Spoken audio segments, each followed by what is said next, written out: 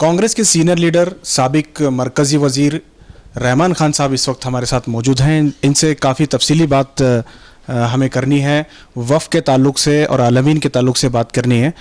सब वक्फ बोर्ड के ताल्लुक़ से हालिया दिनों में काफ़ी सवालात उठते रहे हैं। सबसे पहले जो है अनवर मानपड़ी की जो रिपोर्ट है, इसमें इस रिपोर्ट को आप कैसे देखते हैं, और इस रिपोर्ट में जो आपका भी नाम शामिल हुआ है उस ताल्लुक़ से आप क्या कहते हैं? देखिए, मैं पहले ही इसके बारे में बहुत से लोगों को बयान दे चुका हूँ। अनवर मानपड़ी की रिपोर्ट जो है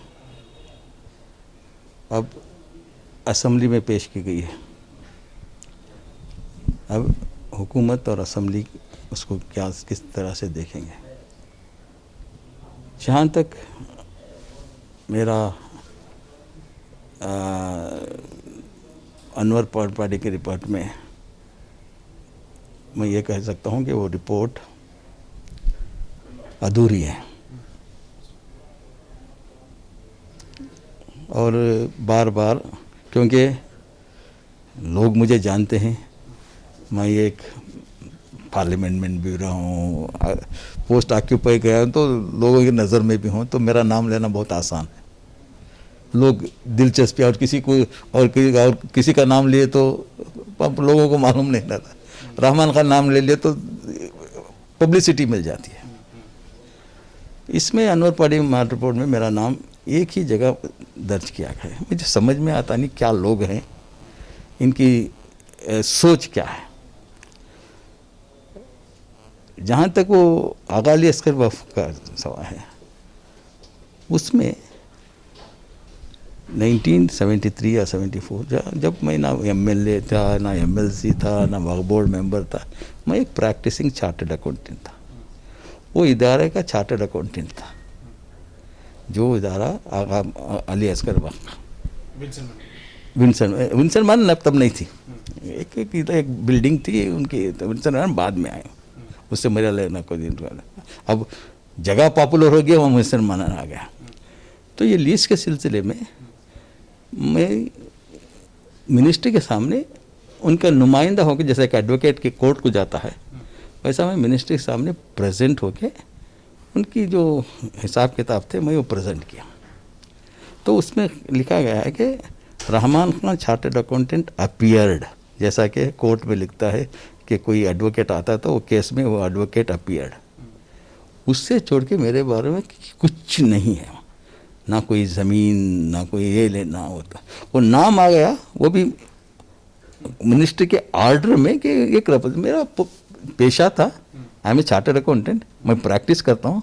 सो जैसा एक एडवोकेट अगर किसी को एक क्रिमिनल को रिप्रेजेंट किया तो एडवोकेट क्रिमिनल नहीं बन जाता। तो ये इनकी जहनी, मैं इससे ज़्यादा मैं क्या कह सकता हूँ। लेकिन जहाँ तक रिपोर्ट का सवाल है, हो सकता हो आपके ताल्लुक से उसमें कुछ ना हो या फिर गलतफहमी हो, लेकिन दीगर रिपोर्ट भी आपने पढ़ा होगा, तो उसमें कुछ ऐसा है कि जिससे कम्युनिटी को फ़ायदा हो और ये वक्फ की जो प्रॉपर्टी है वो कहीं ना कहीं कम्युनिटी को वापस मिले। देखिए, कोई नई इंकशाफात नहीं है, ये सब जो है वही लेके लिखती है। ये इसमें जो कुछ दिखे गए वक्फ बोर्ड के सामने है, कोई इंकशाफ नहीं है, ये रिसर्च वर्क नहीं है, कुछ नहीं है। यानी जो भी वहाँ मेंशन किए हैं वो हालात वक्फ बोर्ड के सामने है। ये सही है कि वक्फ बोर्ड उसके ऊपर एक्शन नहीं लिया है।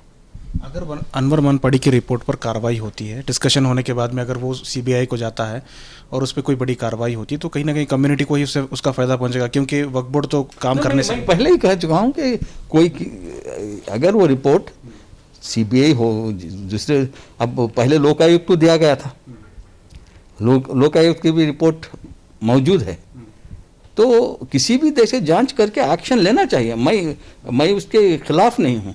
अब कोई कुछ सही है क्या है रिपोर्ट, अब हुकूमत के सामने, ये हुकूमत के ऊपर जिम्मेदारी है, सीबी को दे, सीओडी को दे, सीआईडी को दे।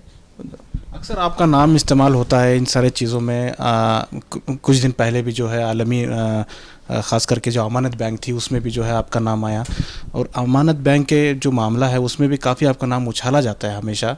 तो इसकी सच्चाई क्या है? उसमें जिस तरह से वक्फ में जो है एक कन्फ्यूजन सा दिख रहा है कि सिर्फ आप अपेयर हुए और आपका नाम इस्तेमाल हुआ और आपकी बदनामी उसमें भी। तो आलमीन का अमानत बैंक का जो मामला है वो कैसा मामला है? देखिए, अमानत बैंक एक मेरा ख्वाब था,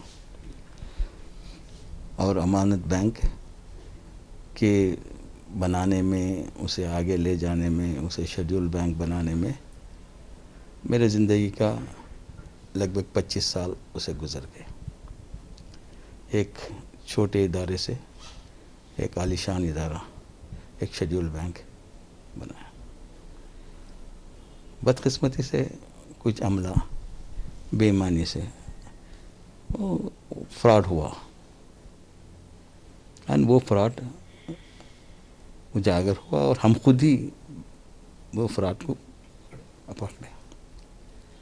अब वो उसके बाद जो यूजुअली मुसलमानों के दायरे में होते हैं, वो आपस में नाइत्तेफाकी बोर्ड में ये मौका का फ़ायदा उठाकर किसी को बदनाम करना, इस तरह के कौम में होते आए हैं, पहले भी होते आए हैं, आइंदा होते। मुझे उससे कोई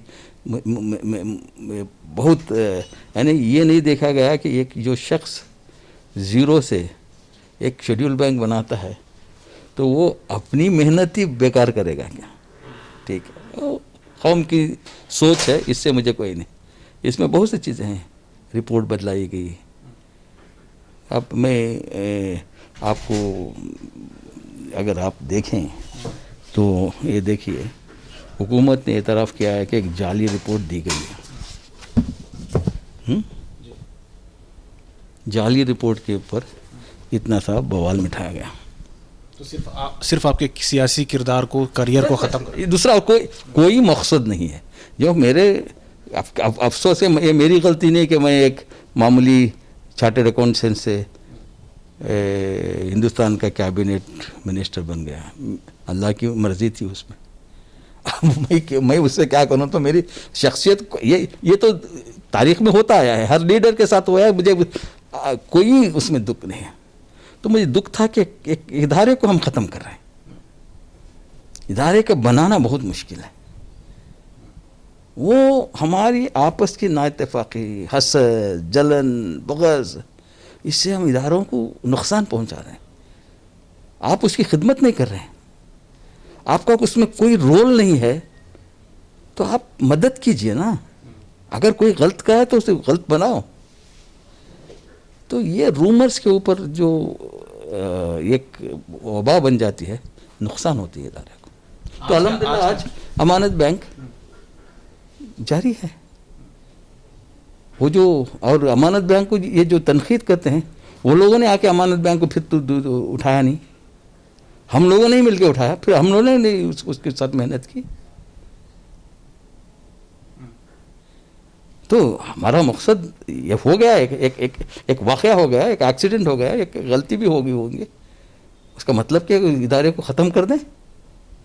ये जो मिलत सिर्फ अमानत बैंक तक महदूद नहीं, हर जगह ये हो रहा है, हर इदारे हमारे ऐसे हो रहे हैं। तो क्या करेंगे? किसको ये करेंगे आप? हाल ही में जो है आलमीन के ताल्लुक से भी कुछ खबरें आ रही हैं कि कुछ वहाँ भी मामला जो है इस तरह का है। मैं जो वहाँ जो मामले होने हैं उससे मुझे इल्म नहीं है, मैं ये उसके ऊपर, मगर आलमीन हिंदुस्तान का एक मुनफरिद इदारा है जो 80-90 दो डिकेड्स में इतनी तरक्की किया कि उसकी मिसाल हिंदुस्तान में और कोई इदारा नहीं।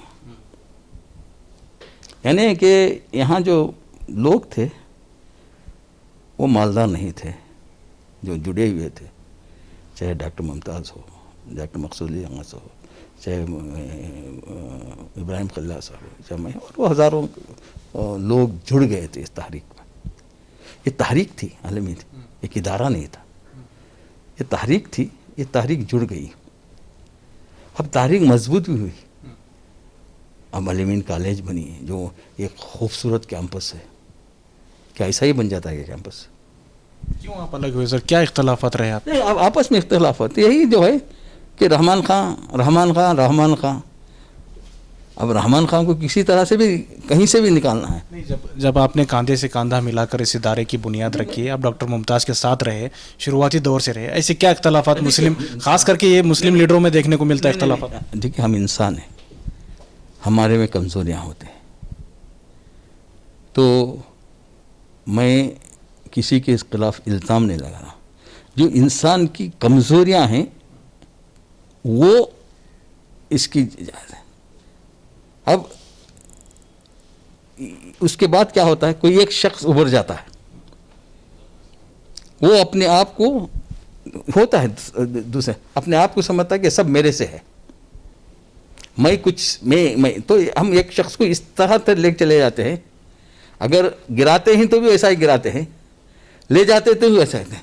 तो डॉक्टर मुमताज़ की शख्सियत बन गई, हम सब मिल के बना उनकी नहीं सर, जब डॉक्टर मुमताज़ की शख्सियत बन गई, आलमीन से दो बड़े नाम आए, एक डॉक्टर मुमताज़ साहब थे, एक आप थे। आपने सियासत में जाने का इरादा किया और वो जो है इदारों में ही अपना जो है मेहनत करते रहे। उस वक्त क्या आपका मुआहदा हुआ था कि आप सियासत में आगे बढ़ेंगे और वो इदारों में आगे बढ़ेंगे, या फिर उसी मामले को लेकर इख्तलाफ होता है? नहीं, ये सब कोई माहदा नहीं है, कोई नहीं है ये सब। ये मेरा सियासत से भी आना इत्तेफाक है। मैं सियासत ये कैरियर मैंने सेलेक्ट नहीं किया, अल्लाह की मर्ज़ी थी मैं सियासत में आया। ये मैं इसमें कोई तदाद नहीं था कि वो मैं सियासत में जाऊँ, वो कौम की खिदमत करूँ। ये उन्होंने एक पौधा डाला, वो पौधे को पानी दे के ऊपर ला के सब मिल के किए, एक अच्छा बड़ा पेड़ बना। अब ये पेड़ एक से नहीं बना, अल-अमीन तहरीक डॉक्टर मुमताज़ इसके बानी होंगे, मगर वो एक से इतनी तहरीक बढ़ नहीं सकती थी, सबकी मेहनत। अब इत्तेफाक समझिए, बदकिस्मती चाहिए कौम की, एक आदमी अपने आप को तसव्वुर कर लेता है, उसकी इज्जत हो जाती है, उसका मुकाम बन जाता है। मुकाम बन जाने के बाद अब जैसा मोदी का मुकाम बन गया, अब उसकी कोई भी गलती हो वो सही है, इस तरह का होता है, इदारों में भी होता है। इदारे चंद लोग काबिज बन जाते हैं। फ़र्ज़ कीजिए अब हमें झगड़ा नहीं करने का, जब मैं 18 साल अल-अमीन सोसाइटी का चेयरमैन रहा, 83 से 2000 तक तरक्की हुई, कोर्सेज बढ़े, नए कोर्सेज शुरू किए, कॉलेजेस शुरू किए, यूनिवर्सिटी बनाने का मंसूबा था, 60 एकड़ ज़मीन लिया गया था, जो आज वंडरला है वो ज़मीन अल-अमीन की थी। अब इतना सब हुआ, ले ली गई थी ज़मीन, वो ज़मीन भी ले ली गई थी, बस सेल हो गई। तो सवाल मेरा ये है कि अल-अमीन वो उसके बाद एक शख्स को ये रहा था कि नहीं, दूसरे अब इनका काम हो गया, इन्होंने निकल जाना चाहिए, ये वो उसका काम हो गया, उन्होंने निकल जाना चाहिए। इस तरह का आमिराना फैसला होने शुरू हो गए। और तो हमारे में मिजाज था कि झगड़ा नहीं करना, ये करना, इदारा बनना, हम खामोश। अगर ऐसा है तो बाद में लोगों को भी रियलाइज़ हुआ, मगर क्या हो उसके बाद इदारे वो जज्बे वाले लोग नहीं आए। जब एक आमिराना मौक़िफ़ पैदा हो जाता है तो तब लोग ऐसे लाए जाते हैं, उनकी सलाहियत की देखी जाए कि मेरे साथ कौन चाहता है, मेरी बात कौन सुनता है, ये इदारा में आ गया। तो सर आपको कभी ऐसा नहीं लगा, आप क्योंकि 18 साल आप चेयरमैन रहे हैं और उस पौधे को पानी दिया आपने, और कुछ इख्तलाफात की वजह से आप निकल भी गए और अपने आप सियासत में बड़ा मुकाम भी हासिल किए, लेकिन आज जब ये इदारा कहीं ना कहीं सुर्खियों में आ रहा है, किसी न किसी वजह से जो है बदनाम हो रहा है, तो क्या आपने इसे बचाने की आप में कभी सोचा नहीं? और या फिर दूसरा सवाल ये भी है कि डॉक्टर मुमताज़ जो है आपके साथी रहे हैं, तो क्या आपने कभी उनसे मुलाकात की, आपने कभी इस दोस्ती को दोबारा बनाने की कोशिश की, आपकी तरफ से कभी कोशिश हुई? नहीं, देखिए मेरे तरफ से या उनके तरफ से वो कोशिश नहीं हुई, मैं ये मानता हूँ।